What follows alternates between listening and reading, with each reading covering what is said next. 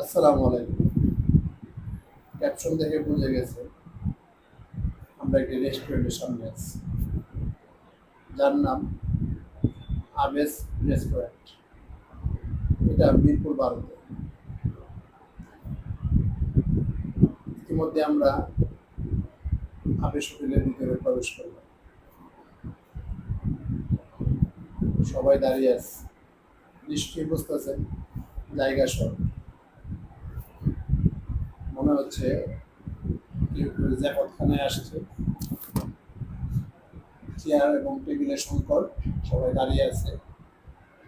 একজন খেয়ে উঠলে আরেকজন বসবে, সিরিয়াল নিয়ে দাঁড়িয়ে আছে।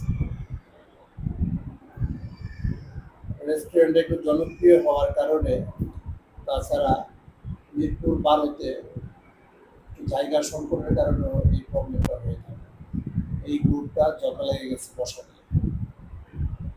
ওদের খাবারের মান মোটামুটি ভালো, আলহামদুলিল্লাহ। এখনের যে খাবারগুলো আছে, এবং সবচেয়ে ভালো ব্যাপার হলো ওরা ভালো ওয়েলটা ইউজ করে। খাবারের মানটাও ভালো।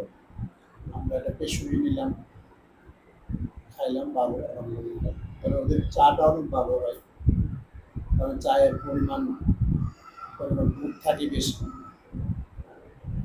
এই যে একটা ছেলে, ও চায়ের দোকানে কাজ করে, ওর বেতন ৯,০০০ টাকা, ১২ ঘন্টা ডিউটি। চা খাইতে হলে চলে আসবেন।